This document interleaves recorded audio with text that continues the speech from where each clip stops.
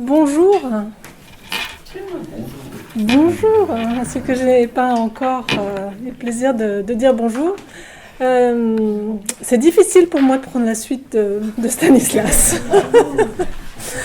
Voilà, je voulais poser ça. Il est finalement comme la plupart de ces grands dirigeants que je vois. Il est tellement habité, il incarne tellement ce qu'il prône et ce qu'il met en œuvre, que c'est vraiment exemplaire. Moi, je suis toujours très, très, très touchée et avec j'ai beaucoup d'admiration pour ces dirigeants. Et là, lui aussi, il m'a bluffé. Moi, l'objectif de mon intervention, quand Pascal m'a contacté en me disant est-ce que tu veux bien intervenir, c'est aussi finalement de vous apporter un témoignage et je prétends absolument pas détenir ni de modèle, ni de processus, ni de vérité. Voilà, c'est de vous apporter un témoignage d'un coach, SF coach, qui intervient dans ces entreprises-là. Alors je vais vous parler un petit peu de mon expérience pendant une vingtaine de minutes, et puis après vous faire émerger vos questions et puis répondre à vos questions, et plutôt même vous inviter à y répondre vous-même, moi-même en apportant quelques éléments. Alors comment est-ce que j'en suis arrivée là? Moi, d'abord, je me présente. Je suis donc Laurence Medjevetsky. J'ai 48 ans. Moi, ça fait 10 ans que je suis coach. Je me suis formée à HEC. Quelques années plus tard, je me suis reformée à l'IFOD auprès d'Olivier de Villard, avec qui je travaillais à l'époque. Je suis aussi intervenue à l'IFOD en formation de nos confrères coachs. Et mon activité, elle est autour de l'accompagnement de dirigeants, de l'accompagnement d'équipes et d'organisation. Quelque chose d'assez classique. Et un de mes grands fondamentaux, c'est l'élément humain de Schutz. Je vous dis ça aussi parce que ça a une incidence sur mon parcours dans l'entreprise libérée. Je suis arrivée à l'entreprise libérée il y a 2 ans, début d'année 2013, lorsque un de mes amis et confrères à Nantes, moi je suis à Nantes, m'a dit tiens, il y a Chronoflex qui fait un appel d'offres sur des coachs. Pascal Lefebvre, que vous connaissez peut-être, qui fait partie de l'antenne ouest de la SF Coach, me dit ça serait bien qu'on postule tous les deux, on est SF Coach, ça pourrait nous démarquer du reste des candidatures. Je dis écoute, pas de problème, chacun a proposé sa réponse, et dans l'appel d'offres, une des conditions, un des prérequis, c'était de connaître l'entreprise libérée ou à tout le moins d'avoir lu le livre d'Isaac Getz. Je n'avais fait ni l'un ni l'autre, donc évidemment je me suis plongée dans le livre, je me suis plongée dans le blog d'Innovon, donc la société mère de Chronoflex, le blog d'Alexandre Gérard, qui est une mine d'informations que je vous invite à aller voir, et donc j'ai découvert un univers. J'ai découvert un univers qui est l'univers dont on rêve tous quand on est coach. Quand on accompagne nos clients vers davantage d'autonomie, davantage de responsabilité, davantage de posture adulte, davantage de libre arbitre et d'initiative, tout à coup, ça a été pour moi la révélation que il y avait là, dans ces entreprises-là, un terreau qui permettait ça, qui favorisait ça. J'aime bien l'image du jardinier. C'est que c'est ce terreau-là que favorise l'entreprise libérée. Et je dois dire qu'on a été retenu, notamment parce que on avait le label SF Coach. C'est ce qui nous a différenciés des autres candidats. Ils ont reçu je ne sais plus combien, 30 ou 40 réponses à leur appel d'offres à l'époque. Et donc Pascal et moi, on a été les deux coachs retenus, deux coachs externes. À nous deux, plus Mathieu Van Link, qui était le coach interne, on avait pour mission d'accompagner les anciens managers devenus soit team leader, c'est tous les services support, soit capitaines, qui étaient les anciens managers des équipes terrain. Et donc, sur la base du volontariat, l'entreprise mettait à leur disposition 3 coachs, 2 coachs externes, un coach interne, pour qu'ils travaillent sur eux. Donc on a fait une grande réunion avec toute l'entreprise, les capitaines et les team leaders. Et on a expliqué, Pascal et moi et Mathieu, ce qu'était que le coaching, comment est-ce qu'on envisageait de les accompagner. Et à la sortie de la salle, il y avait un grand paperboard avec marqué Mathieu, une colonne pour Mathieu, une colonne pour Laurence, une colonne pour Pascal. Et à la sortie de la salle, ceux qui le voulaient mettaient leur nom en bas dans la colonne correspondant au coach avec lequel ils avaient envie de travailler. Voilà comment s'est fait le processus déjà de sélection chez Chronoflex. La sélection, elle avait été, alors, pour revenir juste un petit peu en arrière, la sélection de Pascal et moi, elle avait été faite par une équipe projet. Une équipe projet qui était constituée d'une personne des RH. Il y avait 2 capitaines et il y avait 2 team leaders, l'un du commercial et l'autre des services administratifs et financiers, plus Alexandre Gérard qui était là pour les aider s'ils avaient besoin. Donc c'est eux qui ont sélectionné les coachs, c'est eux qui avaient fait émerger le besoin, et donc c'est un groupe de travail qui s'était constitué pour sélectionner les coachs. Ce que on leur a proposé, on leur a dit il faut que vous nous choisissiez, mais nous aussi on a besoin de vous choisir. On ne peut pas faire d'entretien de découverte. Et donc on leur a dit, il y a une première séance qui sera un peu en blanc. Vous venez et puis déjà on voit quels sont vos objectifs. Et à partir de cette séance-là, vous déciderez si oui ou non vous avez envie de travailler avec nous. Et chaque coach se donne la liberté de choisir si oui ou non il a envie de travailler avec la personne, il se sent de travailler avec la personne ou pas. Donc ça fait partie du cadre de départ avec les collaborateurs. Au total, on a coaché chacun 7 personnes au démarrage, avec l'entreprise qui a mis des locaux à disposition. On avait un processus de 7 à 8 séances de coaching et on était convenu de se retrouver en bout de coaching, en fin de processus, pour faire un grand bilan, un grand retour, sachant qu'il n'y avait pas d'objectif posé par l'entreprise. Donc la personne arrivait avec ses propres objectifs. Parfois, moi j'en ai eu 2 qui sont arrivés en me disant je sais pas trop ce que c'est, mais je pense que ça doit être bien, alors on va essayer. Il y a eu la même chose chez Pascal. Lui il en a perdu un en route au bout de la 2e séance. Il a dit non, c'est pas pour moi, c'est bon, j'arrête. Bon. Et donc pas d'objectif défini par l'entreprise, pas de bilan tripartite ni quadripartite. Le bilan s'est fait avec les coachés qui arrivaient avec leurs thématiques et leurs sujets.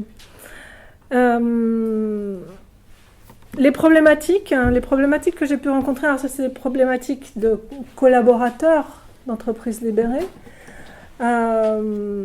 Certains avec des problématiques très très liées à l'entreprise libérée.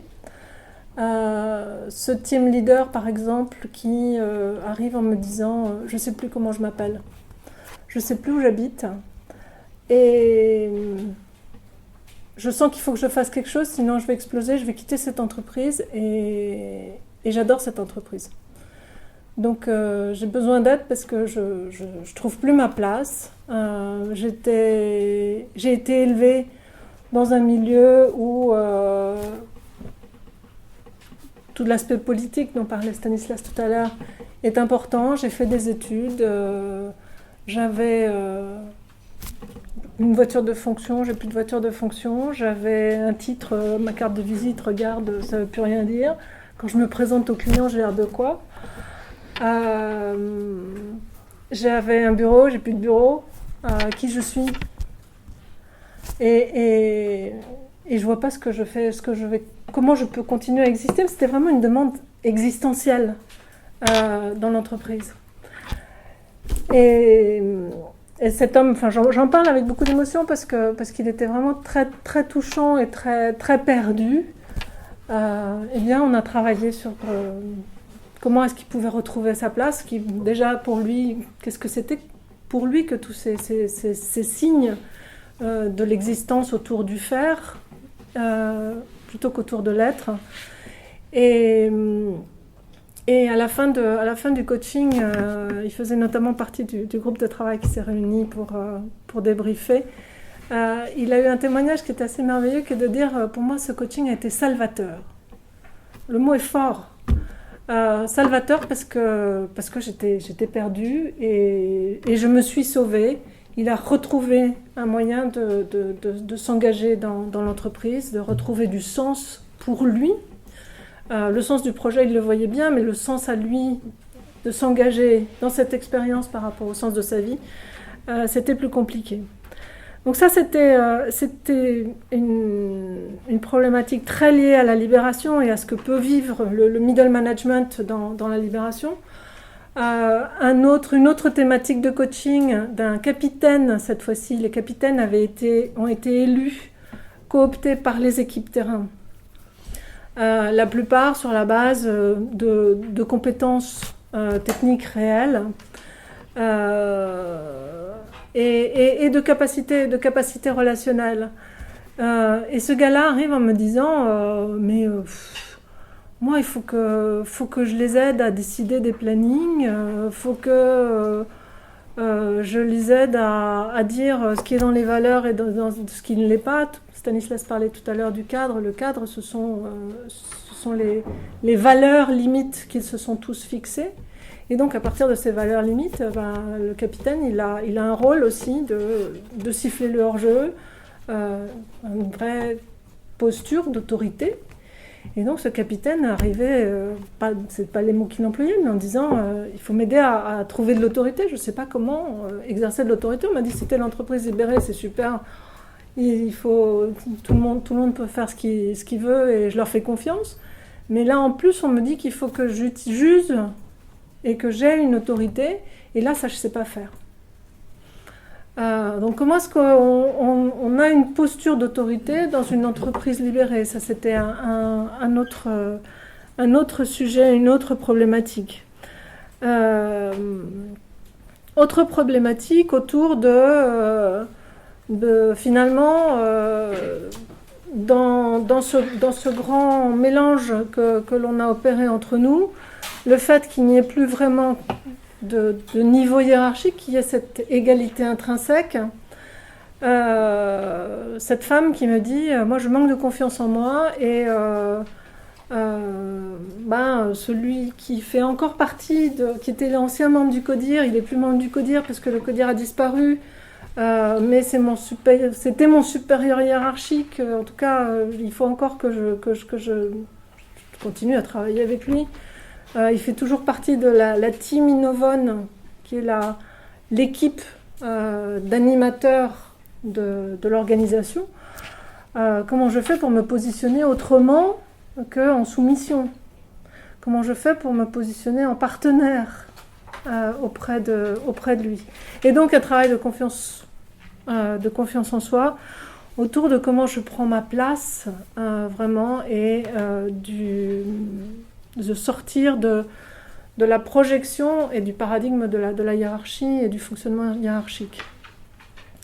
Donc ça, c'est quelques expériences de coaching que j'ai vécues au travers des salariés chez Chronoflex. À la suite de ça, je me suis beaucoup investie dans ce champ-là.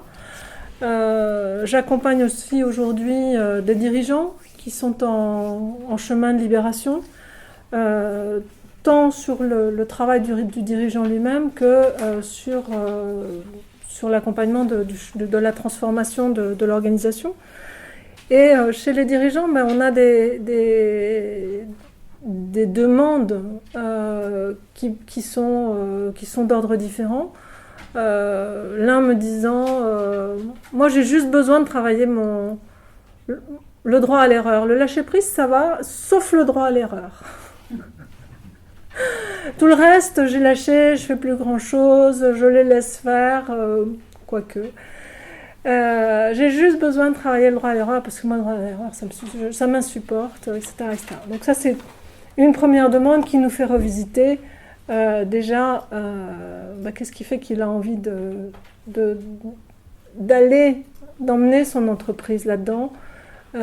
C'est ancré en lui, c'est quelque chose qu'il a déjà progressivement, il y a quelques éléments qui ont été mis en place depuis des années, il y a une philosophie autour de ça, mais en quoi c'est davantage sa mission et sa mission personnelle, sa mission de vie presque.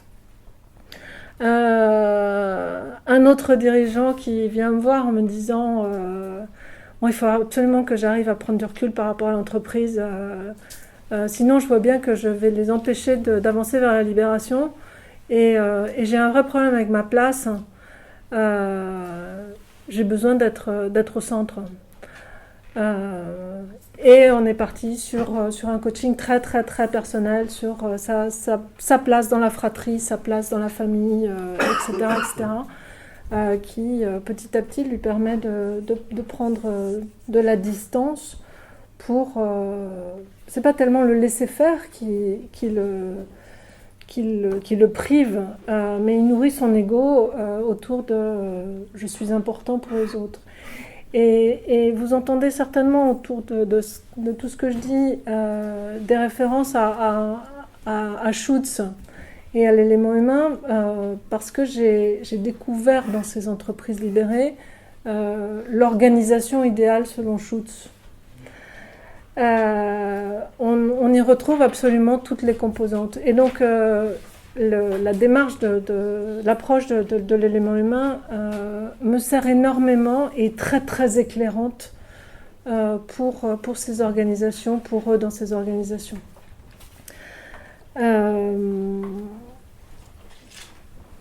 Aujourd'hui, donc je vous ai parlé d'accompagnement individuel, les accompagnements collectifs et l'accompagnement d'organisation. Il se fait de deux manières. Soit c'est des clients qui viennent me trouver en me disant ah super, moi aussi, nous aussi on a envie de passer, de se libérer. Et là je me dis oups, j'ai tendance à mettre le pied sur le frein en disant ah bon, vous êtes sûr, qui est-ce qui porte le projet? Je pense à un client que j'ai vu il n'y a pas très longtemps, c'est la RH, elle est pleine d'envie, le directeur marketing est aussi complètement convaincu de ça, et le DG, le DG, il est d'accord, mais je pense qu'il faut encore qu'on le convainque. Et là, pour moi, c'est warning, parce que si c'est pas porté, et si c'est pas incarné par le dirigeant, ça devient très très compliqué de faire perdurer la libération. Donc mon rôle aussi de conseil, c'est peut-être de sous-vendre, de faire de la non-vente dans ces moments-là, jusqu'à ce que en tout cas les dirigeants soient vraiment convaincus et puissent le porter dans leur tripes. c'est pas une démarche qui se fait comme ça. C'est une démarche qui crée tellement de frustration, on l'a entendu, mais qui crée tellement d'attentes aussi, que le moindre couac, c'est la confiance. Hein. La confiance, elle retombe immédiatement. Et après, pour la récupérer, c'est très très compliqué. Donc ça, c'est un exemple d'accompagnement collectif où je mets un petit peu le frein. Autre accompagnement sur lequel je travaille en ce moment et qui est vraiment très intéressant, c'est une joint venture qui est en train de se créer, une joint venture de 2 grands groupes qui est en train de se faire.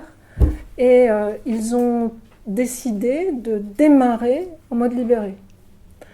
Et là, c'est vraiment du bonheur parce que c'est aider l'équipe qui est préfiguratrice à commencer à construire le projet en mode libéré sur la base de valeurs, sur la base de visions partagées et d'arriver à vendre ce projet-là à leurs 2 maisons mères qui sont des grands groupes bien pyramidaux et à obtenir la nomination d'un CEO qui sera dans la mouvance de ce qu'ils veulent mettre en place.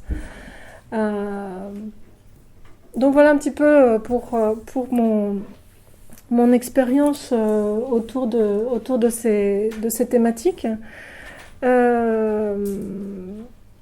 J'ai plein d'anecdotes, mais le but c'est aussi de vous donner la parole. Et voilà, je vais m'arrêter là, prendre 1 ou 2 questions et puis ensuite vous proposer de noter vos questions et on va les traiter tous ensemble si vous voulez bien. Alors, comme Laurence est très modeste, elle a écrit un article récemment sur justement l'approche de Schultz et l'approche des entreprises libérées. Et donc, comme cet article, en plus, elle est partageuse, on le trouve... Elle est sur le blog d'Innovon. Voilà, on le trouve sur le blog d'Innovon. Voilà, je vous invite à aller le lire. Il n'est pas long, mais il est vraiment excellent pour ceux qui sont, je dirais, schultziens, voilà, ou qui sont proches de Schultz, parce que le parallèle, j'ai trouvé, était très intéressant. Oui, c'était un regard croisé entre l'entreprise libérée et l'approche de l'élément humain. Je veux bien me lancer dans une première question. J'entends des termes comme team leader et capitaine, et donc ça me donne l'impression que l'entreprise, elle, notre intervenant là, a dit qu'il n'y avait plus de process, et finalement il a l'air d'y en avoir quand même. Alors qu'est-ce que c'est les process d'une entreprise libérée qui dit c'est quoi un capitaine, c'est quoi un team leader, qui est-ce qui décide de s'occuper de la com, puisqu'il disait que sa com n'était pas terrible, qu'il savait progresser. Est-ce que chacun, en gros, se fait introniser dans sa légitimité? Comment les pouvoirs se redistribuent? Alors, est-ce qu'il y a un semblant de process de démarrage? Là, on est sur l'exemple de Chronoflex.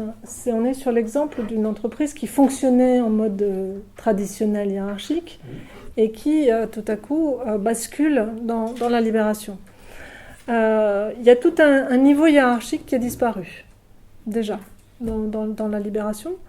Dans la vision dans la volonté, dans l'intention d'Alexandre Gérard au départ, c'est de dire on est un gros paquebot, il faut qu'on devienne une équipe de speedboat. D'où le vocabulaire qui va avec, le capitaine notamment. Dans ce passage au speedboat, il y a des niveaux hiérarchiques qui sautent, et notamment le niveau du directeur de réseau. C'est une entreprise qui fait de l'entretien de flexibles hydrauliques sur les chantiers. Et donc, ils fonctionnent sur la base de camions où ils ont tout leur matériel et ils sont répartis sur tout le territoire national.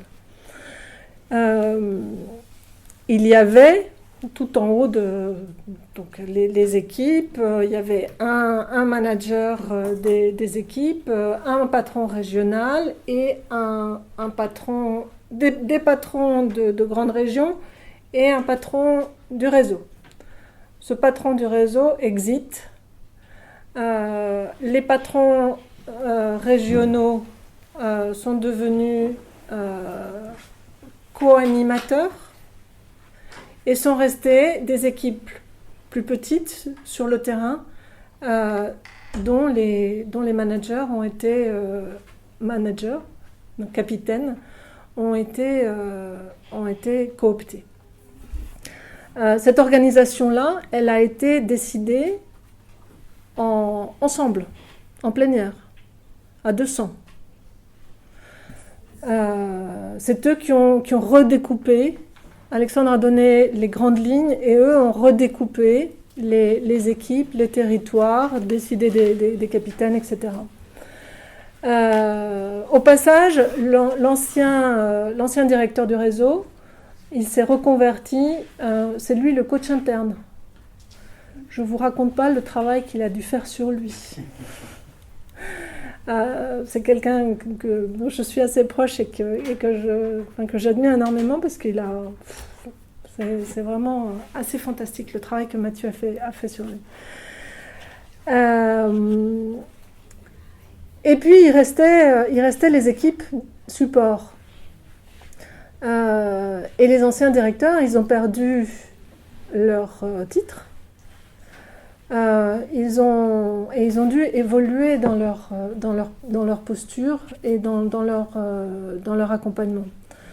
Et c'est eux qui sont devenus team leaders.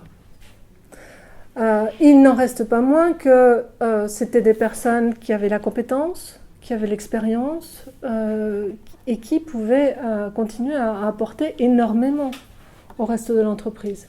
Donc il ne s'agissait pas de lui dire « toi dégage, tu ne sers plus à rien ». C'est un petit jeune ou quelqu'un d'autre qui va prendre ta place. C'est vraiment de bâtir sur cette compétence et sur ce savoir, mais le mettre au profit des autres, faire développer les autres à travers ce savoir, et surtout l'ensemble des équipes support se mettre au service des équipes terrain et non l'inverse. Donc voilà un peu c'est pas que l'organisation, la structure disparaît. En tout cas, il change de nature et il change d'orientation. Et en ça, c'est un vrai changement de paradigme. Mais il n'y a pas de... Alexandre le dit lui-même, il n'y a pas de totale déhiérarchisation. Et il n'y croit pas. Chez Poult, la biscuiterie Poult, c'est aller un peu plus loin dans la déhiérarchisation. Mais pour autant, même les équipes qui sont très autonomes, elles continuent à avoir des animateurs. Le site de Briec, avec lequel je travaille, Briec-sur-l'Audet, en Bretagne, Poult a libéré le site de Montauban depuis déjà 5-6 ans, et le site de Briec est en train de se libérer.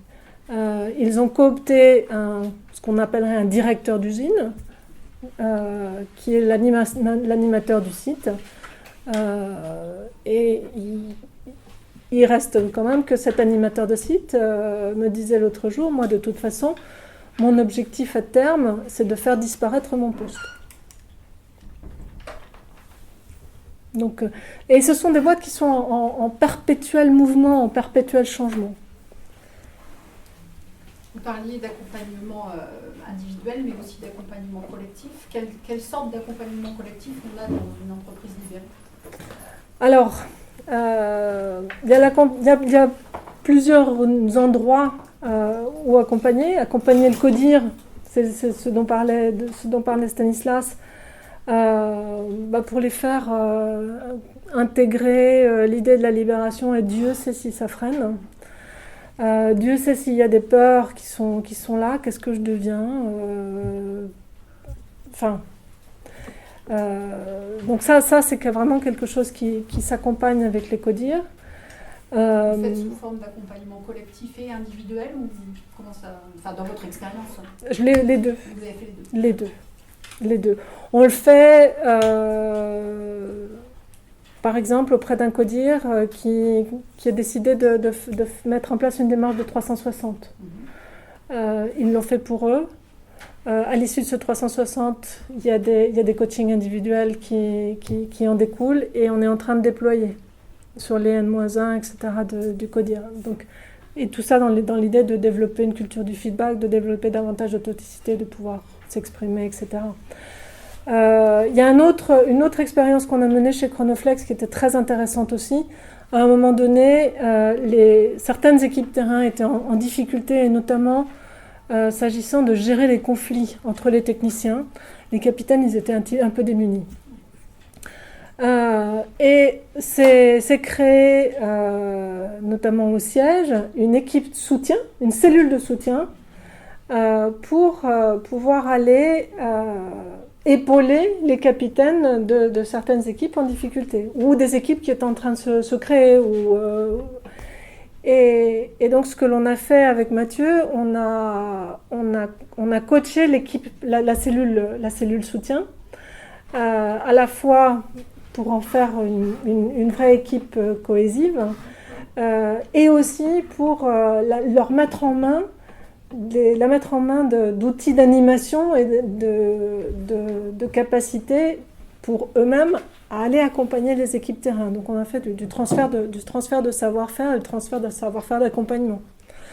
Et c'est finalement beaucoup comme ça qu'on intervient dans cette entreprise, c'est en leur transférant du savoir-faire, en leur faisant vivre ces expériences, transférer le savoir-faire pour qu'eux ensuite soient autonomes dessus. C'est l'esprit de cet esprit vraiment de l'entreprise, c'est d'être autonome à tous les étages.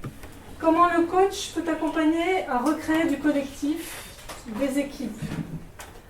Est-ce que dès le départ, les objectifs sont fixés par le dirigeant en termes de coaching?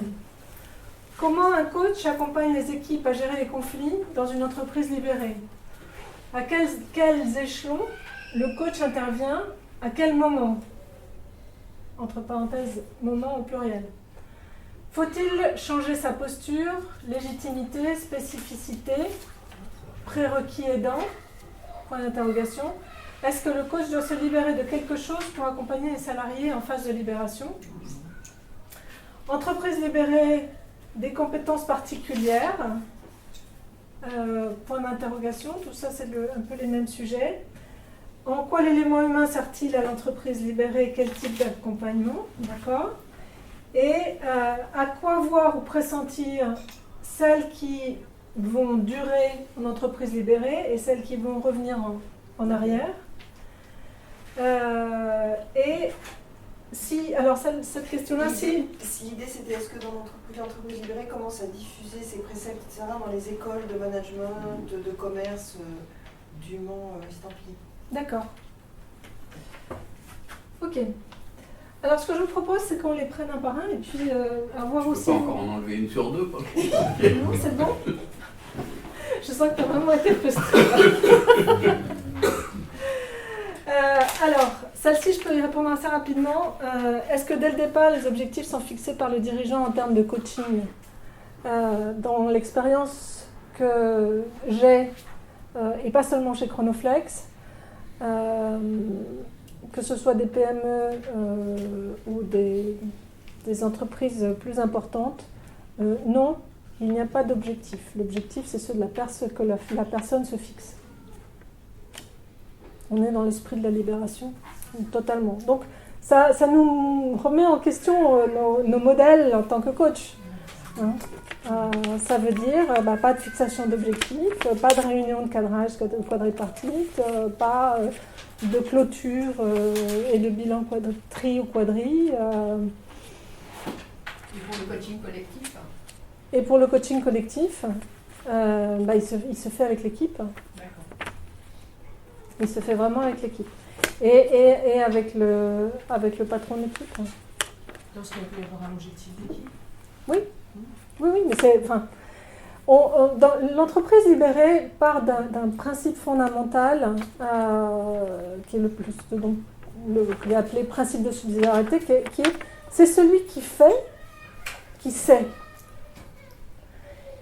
Et ce principe, c'est celui qui fait, qui est à la manœuvre, qui sait. Et non pas celui qui a la connaissance qui fait faire. D'accord ? Donc c'est celui qui fait, qui sait. Et donc c'est le coaché qui sait. Et on retombe sur nos fondamentaux de coach. Le regard que je pose sur mon coaché, c'est quelqu'un qui est capable, qui sait qu'est-ce qui est bon pour lui. Et c'est en ça que je reviens avec quelque chose de très pur dans le coaching. Je vais être un peu dialectique. Est-ce qu'on ne peut pas être dans une logique du « et » quand même et dire que, enfin apparemment non, que c'est celui qui fait et celui qui sait aussi que est-ce qu'on met à la poubelle complètement la notion de connaissance et de savoir ? Non, c'est ce qu'on disait tout à l'heure. Mais en attendant, c'est pas parce que je suis ton manager que je sais à ta place lorsque c'est toi qui es face au client sur le terrain. Je peux t'apporter une expérience, je peux t'apporter un questionnement, mais parce que moi je trouve que c'est un petit peu comme érigé en principe, pour moi c'est un petit peu dangereux. Je sais pas ce que vous en pensez. Voilà, c'était l'idée de ce temps-là, c'était aussi de vous faire échanger sur ces sujets-là. Qu'est-ce que vous en pensez ? Dangereux par exemple, tu penses à quoi ? Dangereux comme quoi ? La barbarie. Enfin, vous êtes un peu loin d'un coup, mais que si on évacue la connaissance et le savoir, je sais pas, là autour de cette table, c'est quand même un peu là d'ailleurs, on n'est pas que dans l'action. C'est pas ce qu'il a dit, il a parlé de compétence, celui qui fait, c'est celui qui a la compétence. Donc, pour moi, pour avoir de la compétence, il y a une partie de connaissance du sujet, de l'expertise du sujet. Enfin, c'est comme ça que je le lis, peut-être que... Tout à fait. C'est ça. Donc, pour moi, ça n'enlève pas la connaissance. Et le manager est plutôt, si je comprends bien, en ressources par rapport à la personne, qu'en donnant des consignes, en jouant de ses prérogatives. Pour moi, le manager, il aide, il est ressource pour aider celui qui fait. Il doit lever les contraintes pour celui qui fait. Mais celui qui fait, c'est celui qui est au plus proche du sujet. Il y a une petite subtilité quand même. L'un des grands investissements de ces entreprises-là, ce sont des investissements en formation et en développement des compétences des collaborateurs. Ils sont vraiment axés là-dessus au maximum pour leur donner, les aider à monter en compétences. La montée en compétences est un des éléments clés, c'est un des piliers de l'entreprise libérée, c'est un des 3 piliers selon Isaac Getz.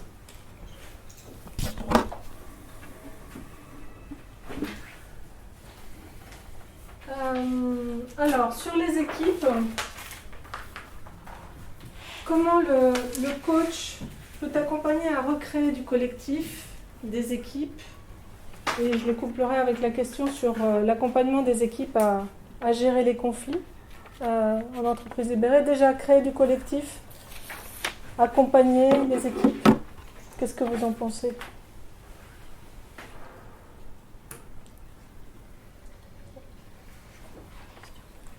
La question, c'est comment le coach peut t'accompagner à recréer du collectif des équipes. On peut présupposer que dans l'émanation, il y a eu un travail collectif. Il y a eu un exemple tout à l'heure que Chronoflex, à 200, ils ont reconfiguré, ils ont réfléchi au projet. Donc il y a déjà un travail collectif dans la vision, le partage, la capacité à avancer ensemble. Ouais. Donc on peut présupposer que le collectif a déjà des éléments aidants en fait. Maintenant, est-ce que le coach doit consolider, renforcer, entretenir durablement et peut-être en lien avec la gestion de conflits ? Oui. Mais ça semble aidant pour avoir une vision collective, un travail collectif des équipes. Donc, c'est quoi la valeur ajoutée du coach sur les aspects accompagnement collectif ? Donc, qu'est-ce que vous diriez comme ça, d'emblée ? C'était essentiellement le processus de co-construction qui est quand même inhérent à notre métier, c'est-à-dire d'aider une équipe, non pas en lui apportant des recettes toutes faites, mais en l'aidant à élaborer eux-mêmes comment ils construisent et leur vision et leur plan d'action. En fait, c'est ce qui en découle, c'est le plan d'action. Donc là, on est très proche, c'est pas très original, mais on est très proche de notre métier que nous faisons depuis des années, quoi.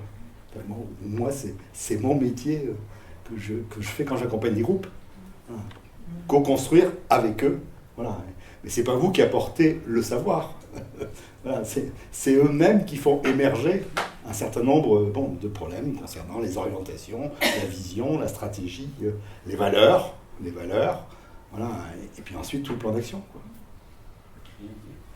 En entendant ta réponse, je pose la question, qu'est-ce qui est différent pour faire émerger le travail collectif entre une entreprise normale et classique et une entreprise libérée? Fondamentalement, pour nous, coachs, il n'y a pas de différence. On est au cœur de notre métier. Oui. Et pour l'entreprise elle-même, déjà, avant de... Pour l'entreprise, c'est le terreau. Le terreau n'est pas le même. Donc là, dans un terreau d'entreprise libérée, on va donner du temps, on va donner des moyens, et puis il y a toute une philosophie et une énergie qui porte tout ça. Parce que, d'après ce que disait Stanislas, effectivement, la définition du cadre pour chacun est très importante, donc ça découle du collectif. Absolument. D'accord. Absolument. Et puis, pour revenir à cette histoire de cadre, la définition de la vision et des valeurs et des valeurs limites, ça crée vraiment, ça montre le chemin. Peut-être là où le coach a un rôle plus, on va dire, plus accentué par rapport aux entreprises traditionnelles, c'est amener les personnes à gérer les paradoxes et les contradictions dans cette phase de montée en puissance. Voilà ce que je verrais. Le deuxième point, c'est, parce que j'ai entendu beaucoup parler de place, permettre à chacun de trouver sa place. Donc on est vraiment sur la construction d'une nouvelle identité. Puis j'avais une troisième idée, mais du coup je l'ai perdue. Bon, ça me reviendra. En tout cas, voilà, deux points essentiels qui, à mon avis, renforcent justement le travail du coach par rapport à des entreprises traditionnelles. Oui. Le travail du coach, il est là aussi pour aider l'entreprise à tous les niveaux à dire ce qui se passe là, c'est normal.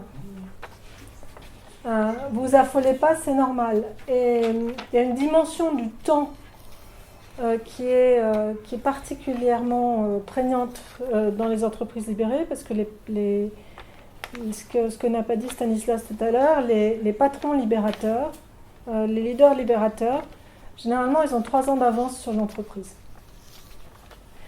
Et donc, eux, ils sont déjà de l'autre côté, alors que l'entreprise, elle commence à peine à avancer.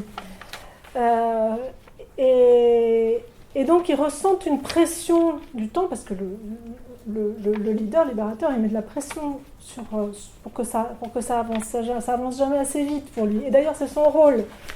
Mais le rôle aussi d'un coach dans l'entreprise, c'est de dire allez-y doucement, prenez votre temps, allez-y à votre rythme. On ne peut pas passer en force. Donc c'est de rappeler que lui il parle de son histoire de carottes et de femmes. Ma phrase préférée et que je répète à l'envi dans les entreprises libérées, c'est on ne tire pas sur les fleurs pour les faire pousser.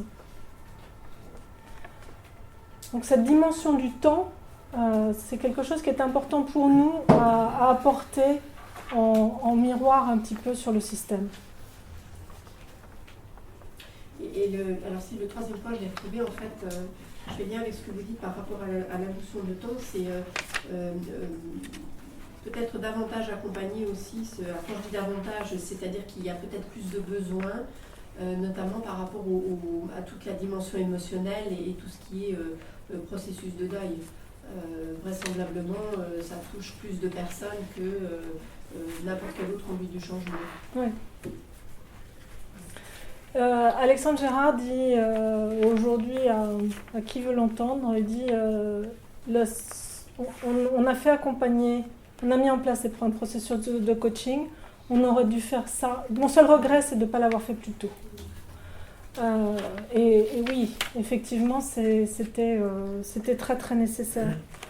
Il y a d'autres entreprises qui fonctionnent différemment, mais qui ont créé des espaces, un peu des espaces de parole. Je pense à Valrhona notamment, qui fonctionne avec des moments qui s'appellent Ouf ta gamelle. Ouf ta gamelle, c'est des moments à l'heure du déjeuner où chacun vient avec sa gamelle, ouvre sa gamelle et donc on mange sa gamelle ensemble. Mais on ouvre aussi, on s'ouvre aussi, alors là on est dans l'ouverture au sens de Schutz, pour dire ce qui me va bien, ce qui ne me va pas bien, et on parle des irritants. Le travail sur les irritants, c'est aussi un des gros axes de travail lorsqu'on est au début du chemin de libération. Valrhona est une entreprise libérée. Valrhona est une entreprise qui est en train de se libérer, tout doucement, au sein d'un groupe Bongrain qui ne l'est pas du tout. Et Jean-Luc Grisot dit, le DG dit, tant que j'ai des bons résultats, on me fout la paix, mais il ne faudrait pas que ça change.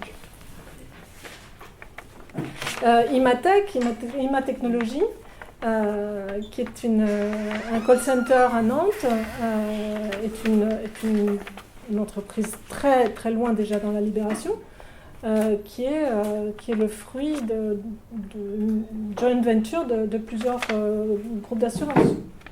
Pas du tout libérés.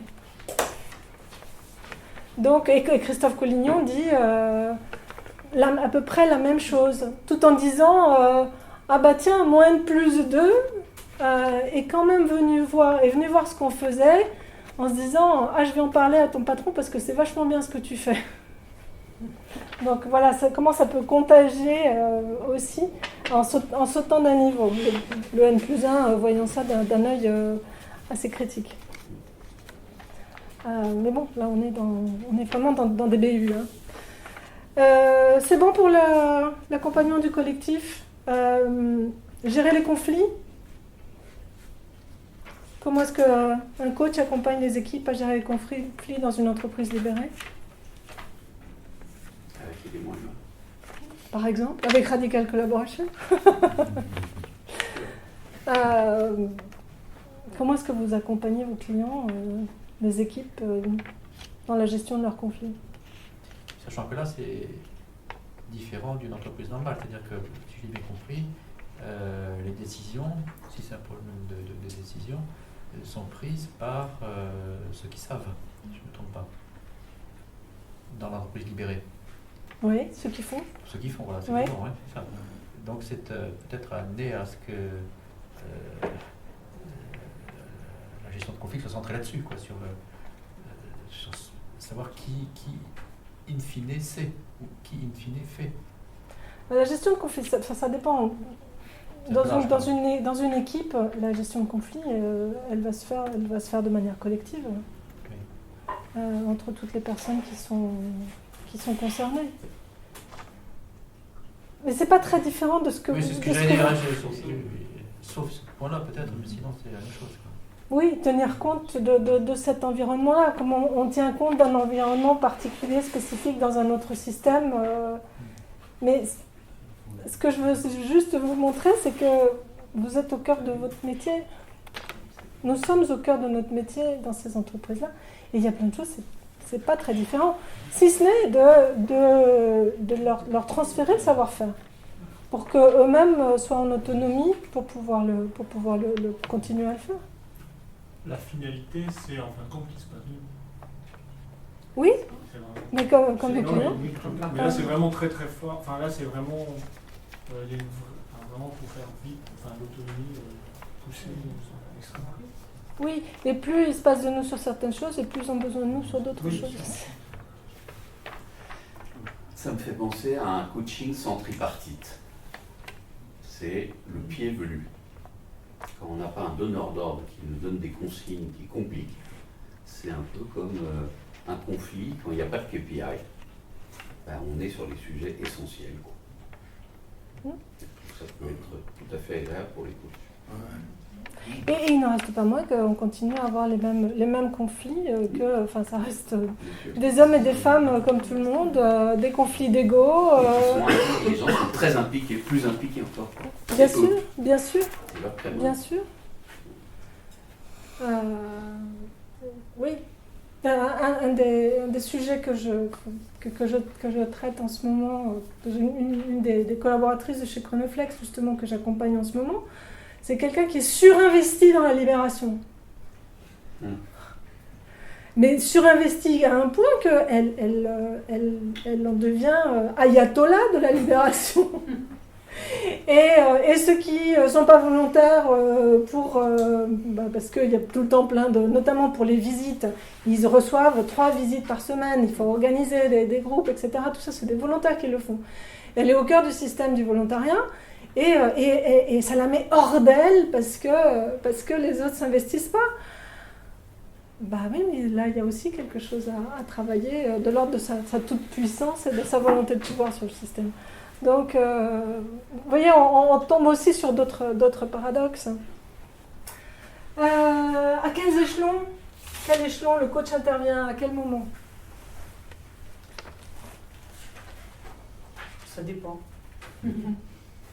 Ça dépend, c'est-à-dire Je crois que ça fallait votre intervention puis celle du monsieur avant, ça dépend de la manière dont ça se libère, de l'état initial, des gens. Ça me paraît difficile de répondre. Encore plus que jamais, c'est à créer avec chaque entreprise, chaque dirigeant, chaque personne. C'est ça que je voulais dire par ça dépend.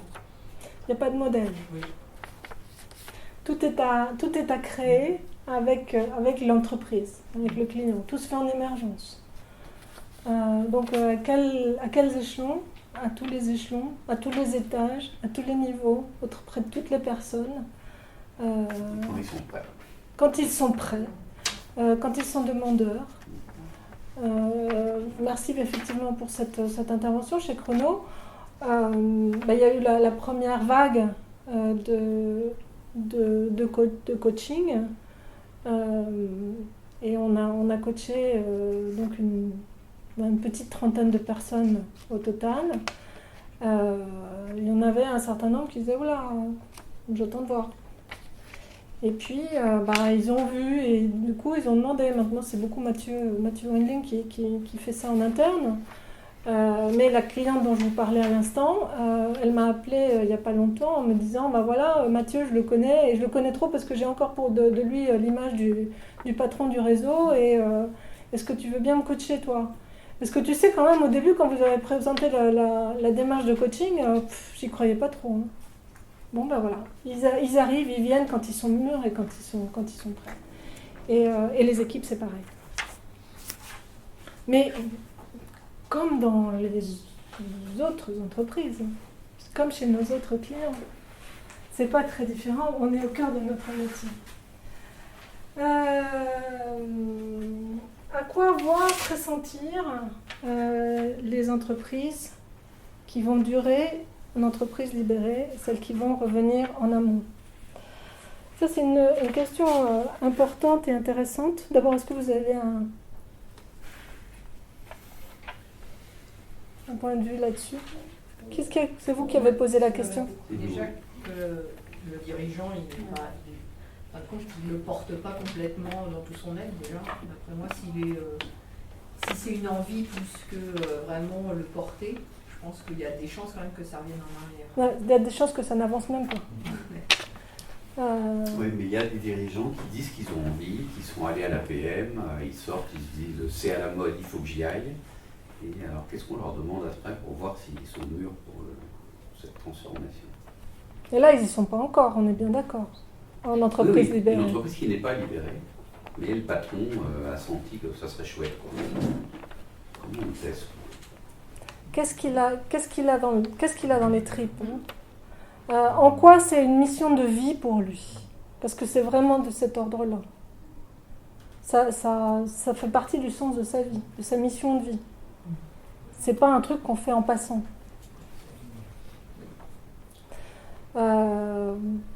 Comment il l'envisage? Si l'homme n'est pas au cœur de sa vision, l'aspect anthropologique, c'est pas la peine qu'il y aille. C'est pas la peine qu'il y aille. Si le patron n'est pas convaincu, c'est pas la peine d'y aller. Chez Michelin, c'est le directeur des affaires sociales. C'est vrai que Michelin est en chemin. Et c'est le directeur des affaires sociales qui était convaincu au départ. Et il a travaillé pendant 3 ans à inspirer son DG, en lui faisant lire des trucs, regarder des vidéos, assister aux conférences, etc., jusqu'à ce que ça devienne quelque chose d'évident pour le DG. Et qu'il se l'approprie et qu'il le vive dans ses tripes. Le gros risque dans les grands groupes et dans les groupes, c'est la pérennité du dirigeant. Et la difficulté, c'est que c'est une sacrée responsabilité d'amener une entreprise à ce niveau-là, parce que si demain je ne suis plus là en tant que leader, ça risque de retomber. Et c'est ce qui s'est passé chez Harley Davidson, et c'est ce qui s'est passé dans toutes les entreprises où ça a été mis en place, et où c'est complètement retombé. C'est que le changement, ça n'a pas supporté le changement de leader. Chez Favi, qui est notre emblème national de la libération, Jean-François Zobris disait l'autre jour, il était presque en larmes en le disant, que les pointeuses étaient réapparues. Le premier truc qu'il a fait en arrivant, c'était supprimer les pointeuses. Et là, c'est le petit-fils de l'actionnaire, de son actionnaire historique, qui ne voit pas les choses de la même façon et qui se dit, il faut remettre un petit coup de contrôle parce que quand même, ça va bien les conneries. Donc ça, c'est le grand risque. Poult a survécu à un changement d'actionnariat. Dieu merci, le fonds d'investissement qu'il contrôle aujourd'hui a continué à faire confiance à Carlos Vercaeren. Mais voilà, un fonds d'investissement, il n'est peut-être pas voué à garder une entreprise dans ses livres pendant toute sa vie. Donc, quid de l'actionnaire d'après? Quid d'une ambition personnelle aussi? Dans un groupe comme Michelin, le patron n'est pas voué à rester toute sa vie. C'est pas une entreprise familiale au sens strict, au sens de Chronoflex, par exemple. Donc, c'est effectivement le risque de c'est le risque, et en même temps, ça pose la question pour la suite, pour les années qui viennent, du remplacement du patron. Parce que les groupes, ils peuvent pas vivre avec uniquement toujours le même patron à la même place. Ouais. Et c'est vrai que c'est peut-être l'étape d'après, c'est d'arriver à faire que ça ne devienne pas uniquement une expérience liée à un homme, mais que ce soit suffisamment installé dans la culture du groupe pour que ça puisse évoluer. Oui, tout à fait. C'est l'exemple de Gore, parce que Gore a quand même 60 ans d'existence d'entreprise libérée. Oui, oui. Et aujourd'hui, ils ont su amorcer des successions. Oui, oui. C'est plus la famille d'ailleurs qui dirige. Et la dernière en date, c'est une femme qui a été élue par le personnel. Ah oui. Dans ce cadre-là. Dans ce cadre-là. La culture était suffisamment ancrée, oui, ça, oui. Voilà, pour que quelque part, dans le personnel, on aille choisir une femme qui est devenue présidente d'un groupe qui fait 60 000 personnes dans le monde. On veut dire que c'est quand même une... Harley Davidson aussi, je crois. Harley Davidson, moi je ne connais pas bien suffisamment l'histoire, mais c'est quand le dirigeant est parti à la retraite. Et là, les actionnaires ont choisi... c'est revenu en arrière? Oui, c'est en arrière, oui, tout à fait. Oui, et les actionnaires, il avait présenté un successeur qui a été refusé par les actionnaires. Ah, d'accord. Et qui ont mis quelqu'un d'autre à la place. Et retour à la case zéro. chez Gore, c'est quand même une bonne partie du personnel est associé à chez Gore. Ils ont un statut un peu particulier. Oui, c'est ça. Où le capital est détenu aussi par les personnes. Alors, les questions d'après celle-ci, je les ai regroupées parce que c'est un petit peu autour du même sujet. Est-ce que le coach doit se libérer de quelque chose pour accompagner les salariés en phase de libération ? Faut-il changer sa posture ? Quelle est la légitimité, la spécificité ? Est-ce qu'il y a des prérequis aidants ? Un coach d'entreprise libérée, faut-il des compétences particulières ? Quel est votre avis ? Je peux t'interrompre 30 secondes. Je suis obligé de partir pour mes devoirs de maître de maison et pour avoir des revoir. Je te laisse conclure l'atelier et vous êtes libéré à... Dans un quart d'heure. Dans un quart d'heure. C'est le cas de le dire. Merci. À tout à l'heure. Alors, cette question des compétences, de la posture, de la légitimité, qu'est-ce que vous en pensez ? C'est toi qui sais. Hein, ça n'avait pas l'air très différent de nous, mais bon. Mais quel... Il faut y croire soi-même, je pense. C'est une part d'ego aussi, il faut arrêter le je suis coach de dirigeant. On est coach, point barre. Il faut être au clair avec sa posture par rapport à ça. Il me semble que c'est la principale, une des principales choses sur lesquelles il faut être pour savoir travailler. Être libéré de ses propres pouvoirs, c'est ça ? Oui. C'est aussi la... De l'illusion, la perception. Oui, je pense. C'est aussi le complexe de l'imposteur. Est-ce qu'on se sent imposteur dans... que moi je me sens encore imposteur si je devais accompagner une entreprise libérée pour l'instant. Ouais. Et pourquoi une entreprise libérée par rapport à oui, une autre ? Oui, non, mais bien sûr, c'est la question. C'est la question des permissions que je me donne à moi-même. C'est la question, j'étais très intéressée ce matin à ton atelier, Marie-Reine, de l'hygiène du coach, et tout ça, ça tourne autour de la même chose. Ça doit susciter quand même beaucoup d'humilité, encore plus peut-être que sur un coaching classique, encore qu'on est dans du changement, et puis de la curiosité. Ça va être génial à vivre, hein, des moments difficiles et génial en même temps. Enfin, je sais pas, je n'ai pas vécu. C'est fabuleux parce que la libération, c'est quoi ? C'est une libération des énergies. Et il y a une énergie qui circule là-dedans, qui est juste fabuleuse. Moi, je ressors de chez Chronoflex et j'ai la pêche. Rien que d'y aller, de sentir l'ambiance, voilà. Donc ça, oui, c'est fabuleux. C'est aussi une sacrée responsabilité. Et quand je pense notamment au travail qu'on est en train de faire, d'accompagnement sur ces organisations qui sont en train de se libérer, de cette JV de grands groupes, je veux dire, s'ils vont jusqu'au bout et qu'on réussit, ça va être un élément majeur. Et en tant que coach, de rien, je me sens une sacrée responsabilité pour la libération et pour le monde du coaching, que ça marche. Même si je n'ai pas d'obligation de résultat, on est bien d'accord. Ouais. Mais il y a quelque chose dans l'idéal que je porte qui est très fort, qui m'engage. Tu coaches le patron dans cette Pardon ? Tu coaches le patron dans cette JV ? On attend qu'il soit nommé, mais très manifestement, si c'est celui qui est pressenti, on va le il a dit qu'il ferait un coaching individuel aussi. Toi, par exemple, est-ce que ta première expérience a été avec Chronoflex ? Ma première expérience de coaching d'une entreprise libérée, c'était chez Chronoflex. Et donc, tu n'avais rien de plus que... Si, alors, la légitimité, le prérequis, ça a été d'être self-coach. D'accord.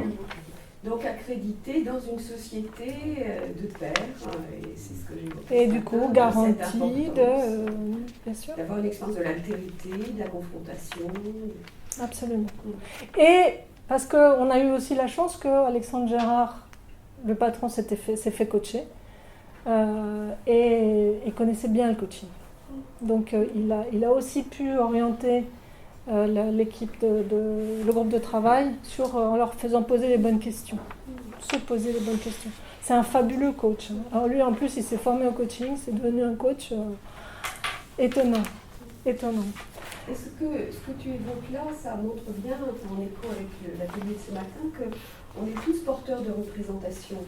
On a tous une histoire et on n'est pas n'importe quel coach. Je ne l'ai pas évoqué ce matin, mais on n'a pas choisi une école au hasard. On n'est pas en lien avec un outil ou des outils sans les autres. Et qu'une expérience comme celle-ci, certainement, nous amène à questionner nos représentations, nos croyances. Et il m'apparaît évident qu'on ne peut pas s'engager dans ce type d'aventure sans croire qu'il y a là véritablement une voie de libération, d'ouverture, de transformation, en réponse à des problèmes quand même cruciaux actuellement dans les organisations. Et que c'est certainement la condition pour pouvoir y aller. Mais je ne vois que celle-ci. Mais elle est essentielle. Elle est essentielle. Et elle oblige le coach à revenir à lui-même. Et on revient aux fondamentaux. Voilà. Et on revient à nos fondamentaux. Qui est comment est-ce que j'accompagne mon client à faire des choix, à être responsable et autonome. Quel choix je fais, moi aussi. Et qu'est-ce que je fais dans cette galère du coaching? Et quel sens ça a pour moi en termes d'émancipation et de libération? Et de quoi?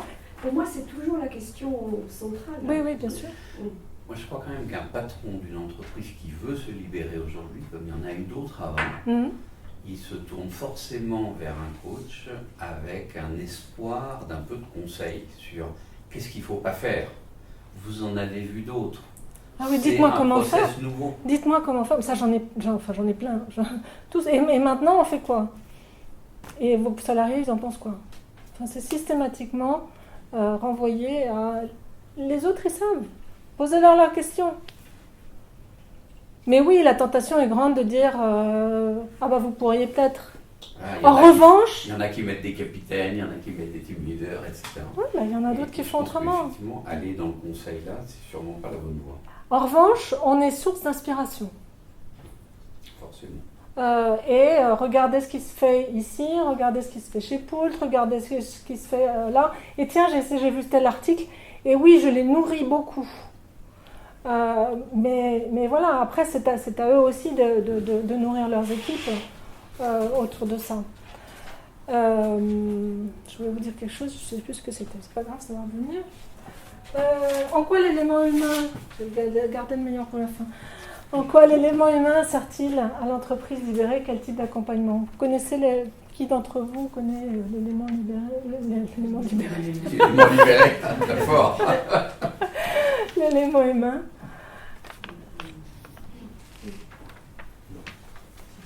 En quoi est-ce que... C'était ma question.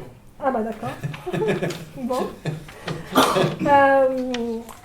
Alors là, pour le coup, je vous invite à lire mon article sur le blog d'Inoven qui montre bien à quel point, d'ailleurs il s'intitule « Will Schutz en révèle, l'entreprise libérée l'a fait ».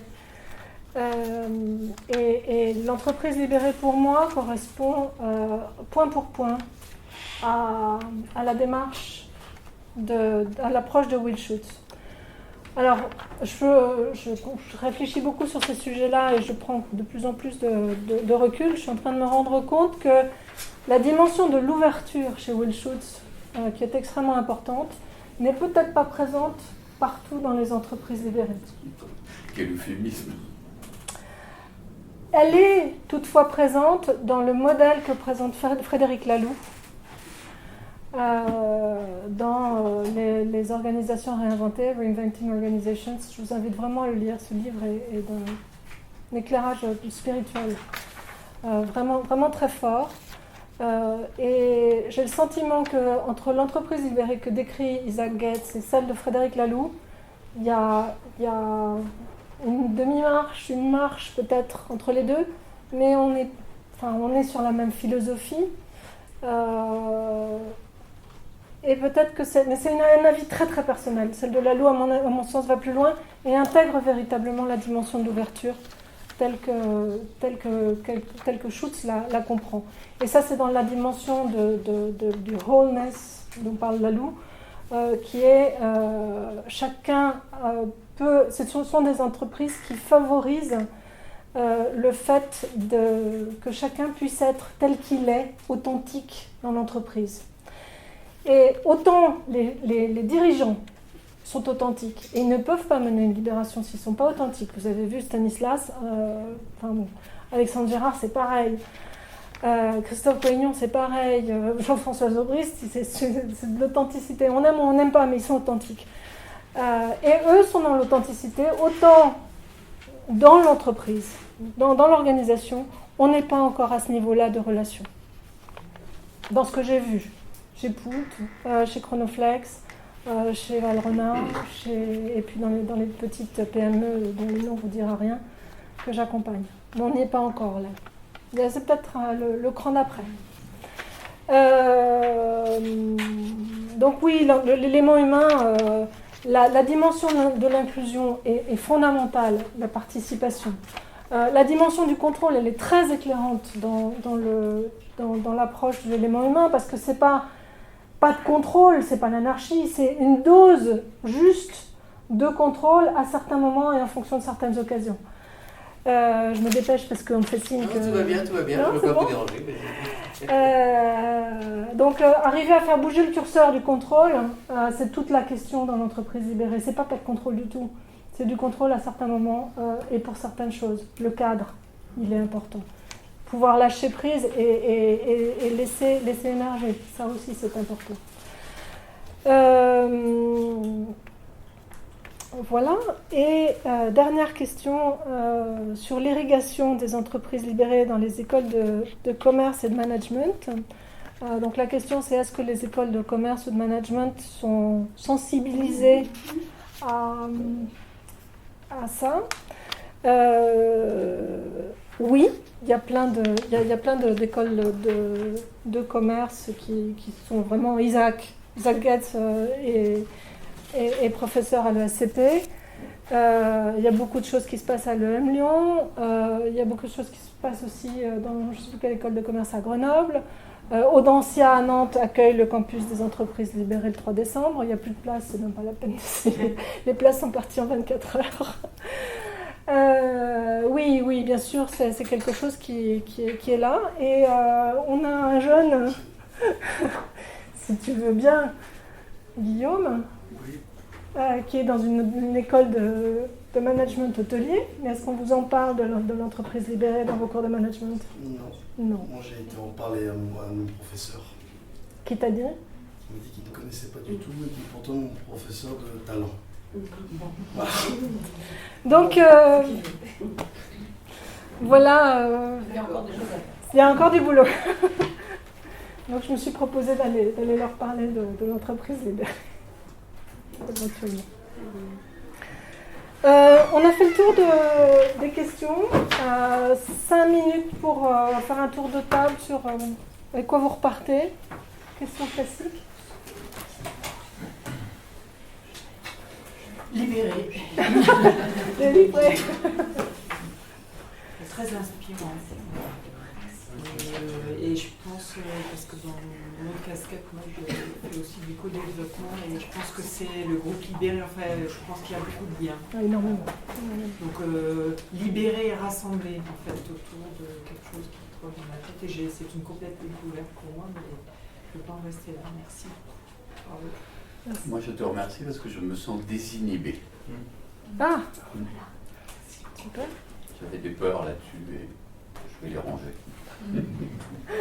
Merci. Dans la grosse boîte avec les autres. Oui. Merci beaucoup. Désolée. L'énergie de Sébastien, vraiment une énergie, un enthousiasme, une passion, un équilibre. De Stanislas. Ouais. Ah oui.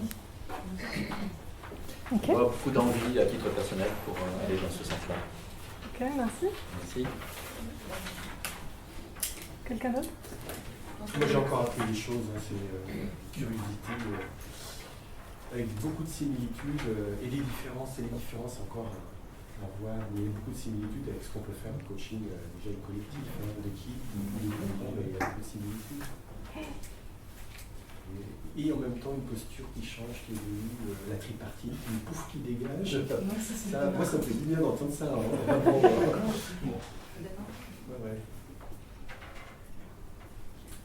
D'autres choses? Moi j'ai fait mon mémoire sur l'entreprise libérée et je l'ai rendu là en septembre et soutenu en septembre, et ça fait du bien d'avoir un point de vue complémentaire à ce que j'ai pu regarder, et je suis très très enthousiaste et motivée par ça, donc bon, ça me fait du bien cet après-midi. C'est chouette. Il y a des superviseurs d'ailleurs pour la spécificité de l'entreprise. Merci pour le... connais pas. Parce que c'est vrai qu'on peut se poser la question de fait. Hein, on peut se poser la question. C'est l'heure de commencer à réfléchir. C'est la pub, non? C'était la page pub? Non, mais ça me donne une idée, merci. Non, mais c'est vrai que ça mériterait d'être réfléchi. Ça n'existe pas. Non, en revanche, on travaille énormément entre nous, entre coachs qui travaillent dans les entreprises libérées, et du coup, on fait beaucoup d'interviews. Oui, c'est ce que Ou alors demander à Sylvie de faire en co-développement. C'est pas formel, mais qui quand même existe apparemment. Oui, tout à fait. Comme beaucoup d'inspiration, envie de... Moi, je ne suis pas coach, je travaille en entreprise, et donc beaucoup de pistes à creuser, beaucoup de bonnes choses à apporter. Alors, je ne pense pas que demain on sera nous dans un cadre d'entreprise libérée, mais il y a plein de choses déjà qu'on peut apporter, des petites graines qu'on peut mettre et bien faire semer. Il y en a qui vont encore changer les études, mais il me semble, ce que j'ai entendu, qu'il y a quand même beaucoup de similitudes. Alors pas sur le type d'organisation, mais sur la pratique du coaching, c'est le coach qui choisit son objectif, etc. De choses que j'entends de personnes qui pratiquent le coaching au Québec. D'accord. Je trouve. Il y a cette spécificité-là. Il me semble, de ce que j'en ai entendu, j'ai l'impression qu'il y a des choses qui résonnent justement par rapport aussi à l'autorité, à la légitimité, par la hiérarchie franco-français. Diplôme franco-français. Voilà, donc moi ça m'a un peu, entre Sylvie ce matin et vous maintenant, ça m'a donné deux bouffées québécoises. Merci. Merci bien. Merci, bonne soirée.